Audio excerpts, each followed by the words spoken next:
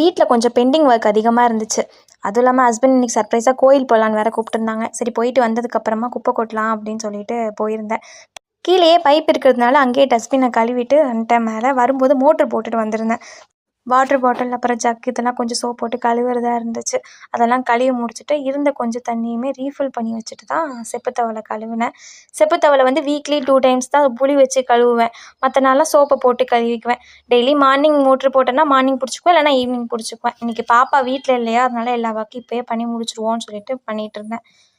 இதெல்லாம் க்ளோஸ் பண்ணி வச்சுட்டு பெட்ரூமில் ஒரு பாட்டில் வச்சுருவேன். கிச்சனில் இந்த ஜக் வச்சுருவேன். கையோட செப்பு தவலையும் குடத்தையும் கழுவிக்கிட்டேன். ஒரு நாள் விட்டு ஒரு நாள் தான் பிடிப்பேன் அப்படிங்கிறதுனால வாஷ் பண்ணிட்டு தான் பிடிக்கிறது. இதே இப்போ பாப்பா வீட்டில் இருந்திருந்தானா இல்லைன்னா எதுவுமே பார்க்க மாட்டேன். போனால் தண்ணி பிடிச்சிட்டு கிடுகிடுன்னு ஒடியாந்துருவேன்.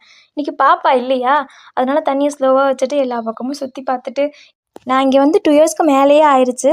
ஆனால் பாப்பா இந்த வீட்டுக்கு கூப்பிட்டு வந்து ஒன்றே அவள் முழிச்சிடுவா, அவள் கீழே விழுந்துருவான்னு பதட்டத்திலே பெருசாக எதுவும் பார்க்க மாட்டேன். போவேன், தண்ணி பிடிச்சிடுவேன், உள்ளே கூட்டிகிட்டு வந்துடுவேன். பெருசாக வெளியில் வேடிக்கையே பார்க்க மாட்டேன். இன்றைக்கி எல்லாத்தையும் பார்த்துட்டு இருந்தேன். ஒரு லாங் வீடியோவில் சொல்லியிருந்தேன், இந்த மாதிரி அப்பப்போ இனிமேல் துணியெல்லாம் துவைச்சி அங்கேயே மடித்து வச்சு எடுத்துகிட்டு வந்துடணும் அப்படின்னு சொல்லி. இன்றைக்கி அதை ஃபாலோ பண்ணுவோன்னு சொல்லிவிட்டு எல்லாத்தையும் மடித்து வச்சு உள்ளே கொண்டு வந்து அங்கங்கே எடுத்து வச்சுட்டேன். ஒரு 2 டேஸாக கையில் தான் துவைச்சிட்ருக்கேன், மிஷினில் போடாமல். கொஞ்சம் கொஞ்சமாக துணியாக இருந்தாலும் எடுத்து வைக்கிறதுக்கு கன்வீனியண்ட்டாக இருக்குது. கரெக்டாக மடித்தும் வச்சிட்ருக்கேன். ரொம்ப நாள் சேர்த்து வைக்காமல் அப்பப்போ துவைக்கிறதும் கொஞ்சம் ஈஸியாக தான் இருக்குது.